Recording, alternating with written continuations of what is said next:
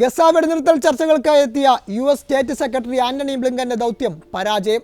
വെടിനിർത്തൽ നിർദ്ദേശം അംഗീകരിക്കാൻ ഇസ്രായേൽ പ്രധാനമന്ത്രി നെതന്യാഹുവിനുമേൽ സമ്മർദ്ദം ചെലുത്താനുള്ള നീക്കം വിജയിക്കാതെ ബ്ലിങ്കൻ മടങ്ങി.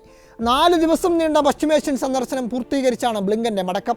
വെടിനിർത്തൽ കരാറിനോടുള്ള ഹമാസിന്റെ അനുകൂല പ്രതികരണം മികച്ച അവസരമായാണ് അമേരിക്ക കണ്ടത്. ഹമാസിന്റെ ചില വ്യവസ്ഥകളോട് എതിർപ്പുണ്ടെങ്കിലും ബന്ദികളുടെ മോചനത്തിന് ചർച്ചകളിലൂടെ പരിഹാരം തേടാനുള്ള അവസരം നെതന്യാഹുവിന്റെ കടുംപിടുത്തം മൂലം ഇല്ലാതായെന്ന വിലയിരുത്തലിലാണ് അമേരിക്ക.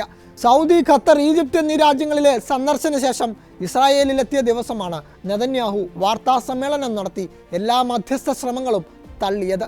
രാഷ്ട്രീയ നേട്ടങ്ങൾ ലക്ഷ്യമിട്ടുള്ള നെതന്യാഹുവിന്റെ കടുംപിടുത്തം US-ഉം ഇസ്രായേലും തമ്മിലുള്ള ബന്ധത്തിൽ വരെ വിള്ളലുണ്ടാക്കിയതായാണ് രാഷ്ട്രീയ നിരീക്ഷകരുടെ വിലയിരുത്തൽ. ഗസയിൽ സിവിലിയൻ കുരുതി തുടരുന്നതിൽ ആശങ്ക അറിയിച്ച ബ്ലിങ്കൻ ആവശ്യത്തിന് സഹായം ഉറപ്പാക്കാൻ വൈകരുതെന്നും നെതന്യാഹുവിനോട് അഭ്യർത്ഥിച്ചിരുന്നു. എന്നാൽ ഇതൊന്നും നെതന്യാഹു ചെവിക്കൊണ്ടില്ല. ഗസ യുദ്ധത്തിന്റെ തുടക്കം മുതൽ ഇസ്രായേലിന് പൂർണ്ണ പിന്തുണയും സൈനിക സാമ്പത്തിക സഹായവും നൽകിയ സഖ്യകക്ഷിയാണ് അമേരിക്ക. എന്നാൽ സംഘർഷം എങ്ങനെയെങ്കിലും അവസാനിപ്പിക്കണമെന്നാണ് US ഇപ്പോൾ കരുതുന്നത്.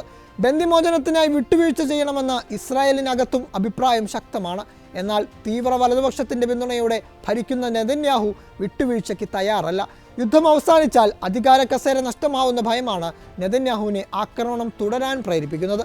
എന്നാൽ എല്ലാവിധ സഹായവും ചെയ്തിട്ടും അതെല്ലാം മറന്നുള്ള നെതന്യാഹുവിന്റെ ഇപ്പോഴത്തെ കടുംപിടുത്തത്തിൽ US പ്രസിഡന്റ് ജോ ബൈഡനും അതൃപ്തിയുണ്ടെന്നാണ് റിപ്പോർട്ട്. ദീർഘകാല വെടിനിർത്തൽ മുൻനിർത്തിയുള്ള ചർച്ചകൾ മുന്നോട്ട് പോകണമെന്ന നിലപാടാണ് തങ്ങൾക്കുള്ളതെന്ന് വൈറ്റ് ഹൗസ് പ്രതികരിച്ചു. 27,000 ഫലസ്തീനികളുടെ കൊല മറച്ചുപിടിച്ച് പുട്ടിൻ്റെ യുദ്ധക്കുറ്റങ്ങളെ വിമർശിക്കാൻ അമേരിക്ക എന്ത് അവകാശമാണുള്ളതെന്ന് നാളെ ലോകം ചോദിക്കുമെന്ന് US സെനറ്റർ ബെർണി സാൻഡേഴ്സ് പറഞ്ഞു. ഹമാസിനെ ദുർബലപ്പെടുത്തുകയല്ലാതെ തുരത്താൻ ഒരു നിലയ്ക്കും സാധ്യമല്ലെന്ന് US ഉദ്യോഗസ്ഥരുടെ വിലയിരുത്തൽ മുൻനിർത്തി ന്യൂയോർക്ക് ടൈംസും റിപ്പോർട്ട് ചെയ്തു.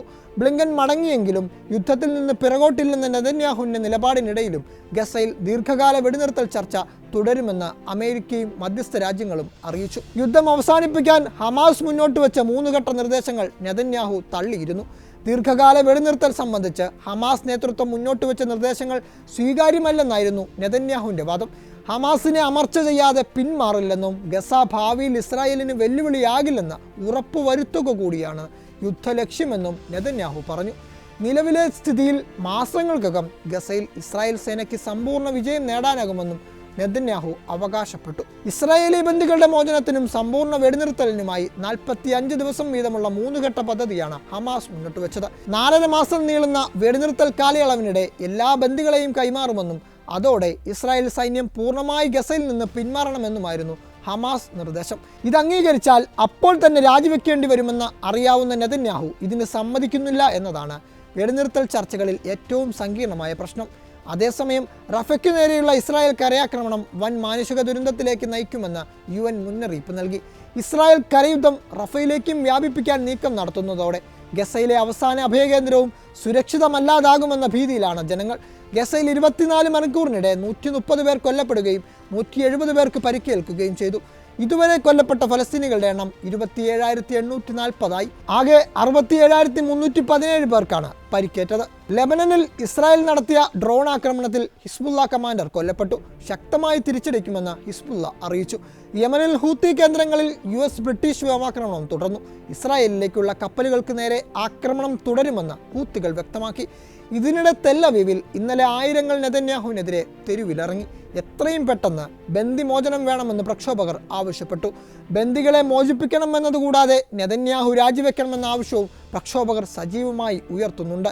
നേരത്തെയും ആയിരങ്ങൾ നെതന്യാഹുവിൻ്റെ വസതിക്ക് മുന്നിലടക്കം വൻ പ്രക്ഷോഭം നടത്തിയിരുന്നു.